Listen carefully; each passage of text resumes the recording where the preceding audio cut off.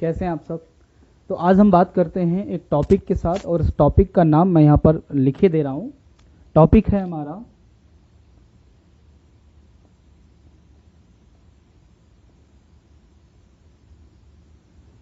हमारा जैव विविधता। ठीक है, अगर हम जैव विविधता की बात करें तो अंग्रेजी में इसको हम लोग बोलते हैं बायो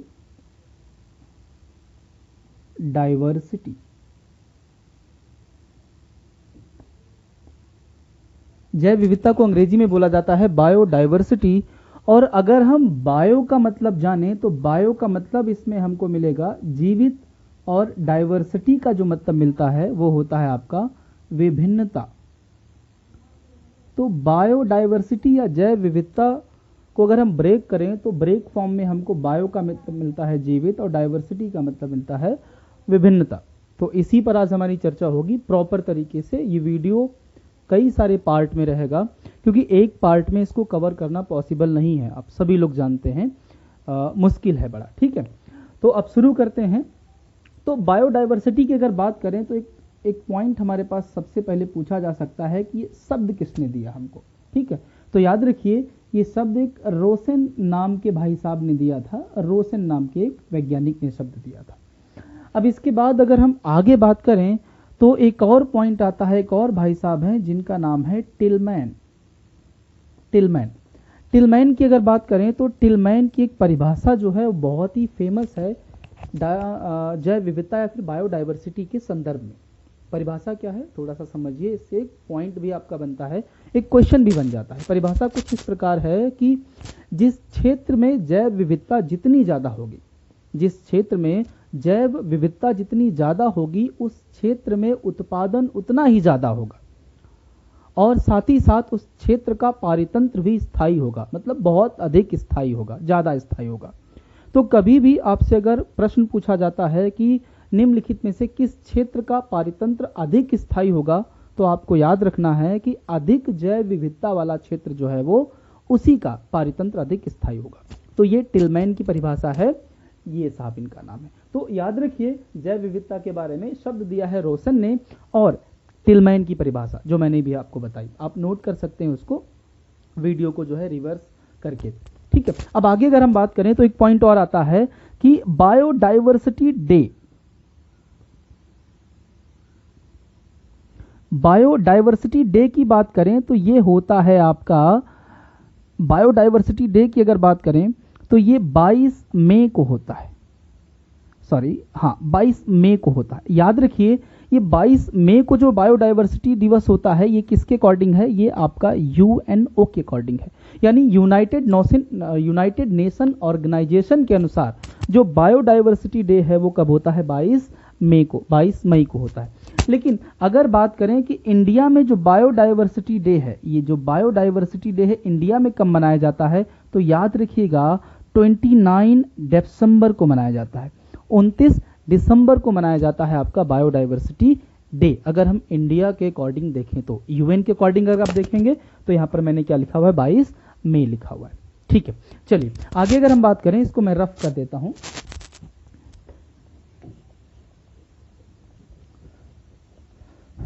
अब मेन चीजों पर आते हैं। ठीक है, मेन चीजें क्या हैं वो आप समझिए।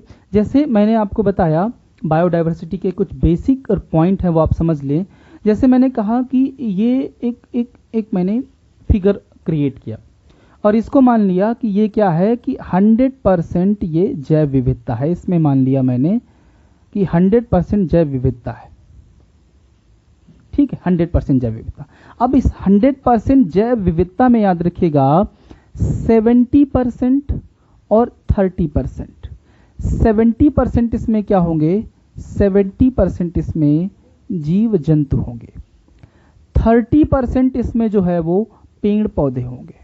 याद रखिएगा हमारे पृथ्वी पर जो जैव विविधता पाई जाती है उसमें 70% जीव जंतु होते हैं और 30% क्या होते हैं, पेड़ पौधे होते हैं। ठीक है, चलिए इसके बाद अगर हम आगे बात करें, अभी जो जीव जंतु हैं इनको और अगर हम आगे पढ़ें, समझने का प्रयास करें तो एक और फिगर बना लेते हैं। ये हमने मान लिया कि 100% क्या हैं आपके जीव जंतु हैं। ठीक है, ये 100% यहाँ पर, माफ कीजिएगा, जंतु केवल है। ठीक है, ये 100% यहाँ पर क्या है, आपके जंतु हैं। 70% जंतु, 30% पेड़ पौधे। और अब हमने ये जो यहाँ 70% जंतु हैं उनको यहाँ पर उठाकर 100% मान लिया है। अब इसमें 70%, 100% जंतुओं में जो है, यानी सभी जंतुओं में 70% जो है वो क्या पाए जाते हैं, कीड़े मकोड़े पाए जाते हैं। ठीक है, अब इसके बाद अगर हम देखें तो 30% में क्या रहते हैं, अन्य जीवित जंतु रहते हैं। ठीक है, इतनी बात आपको समझ में आई होगी। यानी अगर हम जैव विविधता की बात करें पृथ्वी पर तो 70% जंतु पाए जाते हैं, 30% उसमें पेड़ पौधे पाए जाते हैं। और अगर हम जंतुओं की बात करें तो जंतुओं में 70% कीड़े मकोड़े पाए जाते हैं और 30% आपके अन्य जीवित जंतु पाए जाते हैं। अन्य जीवित जंतु में यानी 30% में कुत्ता, बिल्ली, बंदर, मनुष्य, भालू, घोड़ा, हाथी, ये सब कुछ आपका होता है। बाकी कीड़े मकोड़े सब आपके 70% में होते हैं। आई होप इतनी बात आपको समझ में आई होगी। अब इसके बाद अगर हम दोस्त आगे बढ़ें तो कुछ चीजें और हमें मिलेंगी, उनको समझ लेते हैं।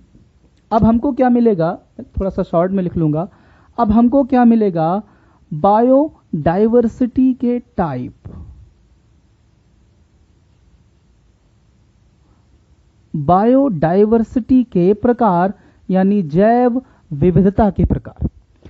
जैव विविधता के प्रकार की बात करें तो दोस्त, तो ये 3 प्रकार के होंगे। ठीक है, एक होगा आपका अल्फा जैव विविधता,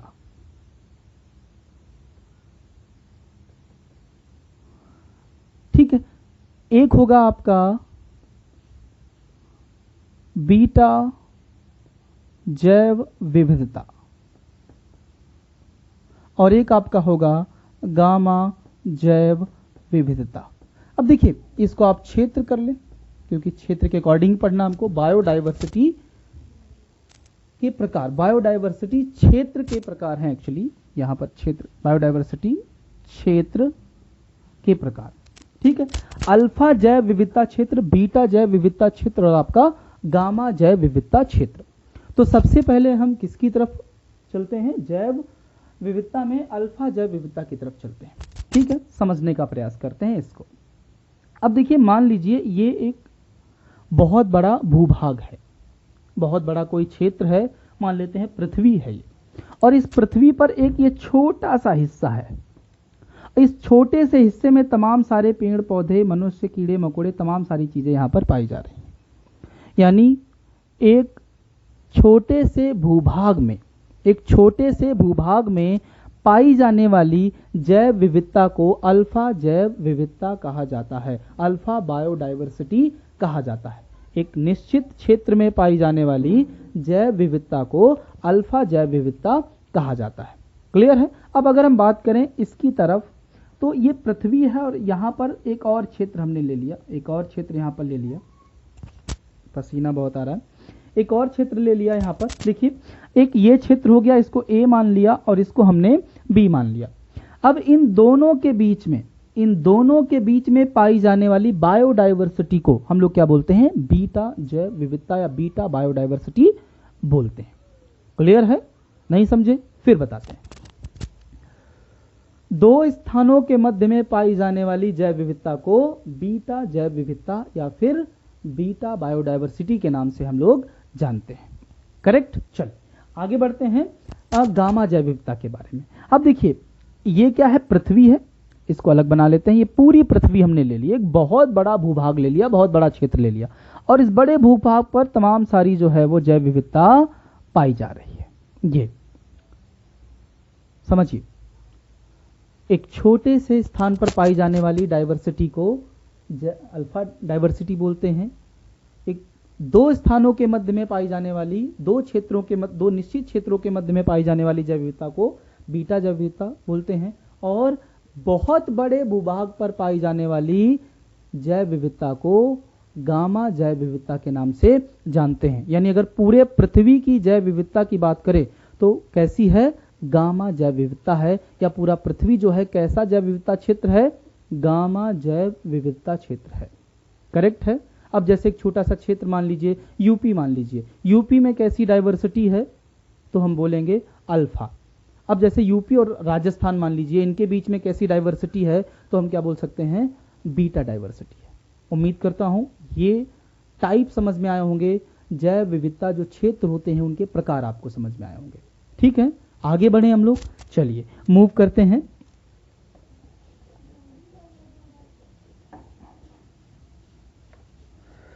अब अगर हम आगे बढ़ें तो दोस्त एक शब्द आपको मिलेगा जैव प्रवणता। जैव प्रवणता ये शब्द एक आपको मिलता है और इसको हम जैव प्रवणता क्षेत्र भी लिख सकते हैं। इसको बोला जाता है अंग्रेजी में gradient biodiversity, gradient of biodiversity. ठीक, इसके बारे में बात करते हैं क्या है। तो इसको समझने से पहले एक छोटी सी बात आप समझिए। ये हमने क्या बना लिया, ग्लोब बना लिया। ये ध्रुव हैं और ये आप जानते हैं मध्य में भूमध्य रेखा है। ठीक, 0 डिग्री जिसे हम बोलते हैं। इसके ऊपर हमने यहां तक ले लिया, मान लीजिए हम 5 डिग्री तक ले लेते हैं, 5 डिग्री एन हमने ले लिया, और नीचे भी हमने 5 डिग्री एस ले लिया। ठीक, 5 डिग्री उत्तर चले गए, 5 डिग्री दक्षिण चले गए, कहां से, भूमध्य रेखा से। अब इसके बीच वाला जो क्षेत्र है ये कहलाता है भूमध्य रेखी क्षेत्र।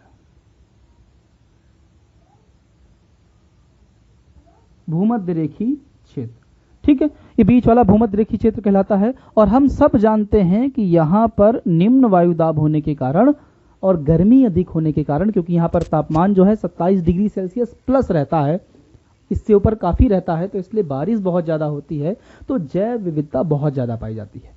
ये पूरे पृथ्वी का वो क्षेत्र है जहां पर जैव विविधता सर्वाधिक पाई जाती है। ठीक है, और सर्वाधिक जैव विविधता वाले क्षेत्र को हम लोग क्या बोलते हैं, जैव प्रवणता क्षेत्र बोलते हैं, या फिर इसको अक्षांशी, जैव अक्षांशी क्षेत्र के नाम से भी हम लोग जानते हैं। क्लियर है। आगे इसके वीडियो में अगला जो इसका पार्ट होगा उसमें और डिटेल में हम लोग चलेंगे। अभी बेसिक सी चीजें हुई हैं, एक बार फिर से मैं रिकैप कर रहा हूं। याद रखिएगा, बायोडाइवर्सिटी की बात करें, जैव विविधता की बात करें, तो जैव विविधता दिवस जो है भारत में वो मनाया जाता है। अगर हम भारत की बात करें तो 29 दिसंबर को, और यूएनओ की अगर हम बात करें तो 22 मई को मनाया जाता है। ठीक है, ये शब्द दिया था रोसेन नाम के वैज्ञानिक ने, टिलमैन नाम के एक वैज्ञानिक ने एक परिभाषा दी है कि जिस क्षेत्र में जैव विविधता जितनी अधिक होगी वहां पर उत्पादन उतना ही अधिक होगा और वहां का परितंत्र भी उतना ही स्थायी होगा। ठीक है, चलिए आगे अगले वीडियो में हम बात करेंगे। अभी के लिए धन्यवाद, और इस वीडियो को लाइक करें, कमेंट जरूर करें आप, और शेयर जरूर करें। ठीक है, थैंक यू वेरी मच, और चैनल को सब्सक्राइब कर लें दोस्त। ठीक है, थैंक यू।